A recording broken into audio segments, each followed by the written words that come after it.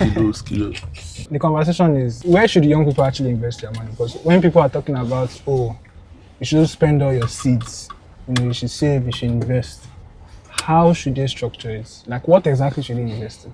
Because I know you're doing like real estate and stuff. Should they put their money in real estate early on, or maybe they use their money to? Okay, I mean, of course, I don't think it's news that obviously you can't eat with all your fingers, right? Yeah. So, but I think there's a misconception around that first investment you should make as a young guy trying to grow, or a young guy who's already running a business and you're doing well for yourself. So I think the first thing, right, before you even grow, or before you become who you want to, or before you start seeing signs of who you want to be, first investment you should invest in yourself. Your knowledge, your mental self, your physical self, your spiritual self, right? Those are the first level of investments you should do, right, as a young guy. So as soon as you start seeing results, I mean now financially, right, I think it is very paramount that you reinvest that money back into whatever has given you, that level of financial results. Because trust me, so now let's be practical about it. Yeah. A young guy in Computer Village, that's like the very good example we are very used to, in university, as I maybe say 200 level, he finds his way in Computer Village, starts selling gadgets.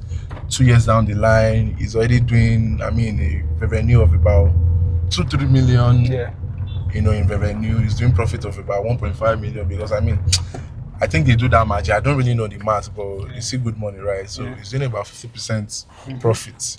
That's like 1.5 million naira a month. So it means that in 2 months he can do 3 million naira profit, and then in 5 months, he can do as high as 6 million naira. Yeah.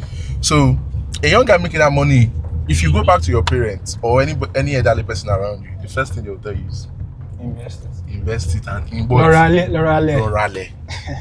Right. I'm a realtor, right? That's what I do. I sell properties, I sell landed houses, apartments, anything properties, right? But I promise you, I don't think the first thing as a young guy to do is to buy land. It is very good to buy land, but I think a better and more strategic way to it is to reinvest that money back into that business and do larger volumes. You need to focus on cash flow. It is very, very important. So your first primary source of cash flow is the business that gave you that cash flow. Yeah. Reinvest it back into it. So there are two things that made you that money. Yeah. You made that money, you yourself, and then the business you created made you that money. Yeah. The first level of cash flow, good sum of money you've gotten, should go into those sources back. Yourself, which now comes to you investing in your look, your dress, everything that presents you, your branding, and then your business. Reinvest it back into that money, into that business. Grow it to a very good revenue that that you can tie even up to 20 million naira down without looking back and even being worried. That is the strategy for me. So how do they now strike the balance between not eating with their full fingers and still focusing on increasing their cash flow? Because it can look as if you are spending money and the thing is like extravagant. For instance, if you have money now and you want to improve your looks and you buy a car, maybe you are doing real estate Okay. How do you strike that balance to ensure that you are not overstretching yourself, but at the same time you are doing the things that you're meant to do to ensure that you increase cash flow? Okay. So I think this is a conversation of knowing your metrics and numbers. So I'll give you an example. Let's go back to that scenario, the young Computer Village guy. Yeah.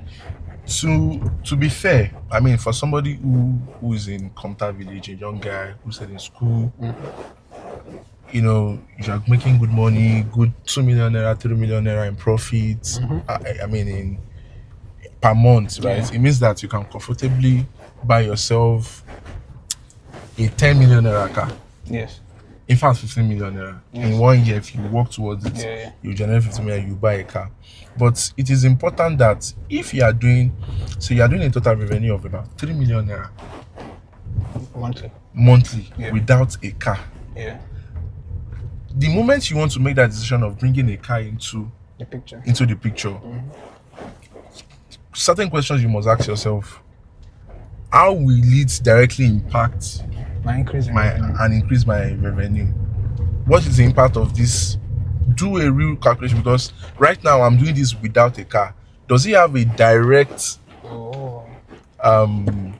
impact on your revenue? So if it's something that doesn't, then it means that you might want to take your time with it, because it means that you are making a proper liability purchase. For me, I'm a realtor, right? Yeah. Mobility is It's important. is as important as the property I'm selling. I'm trying to sell. Do you understand?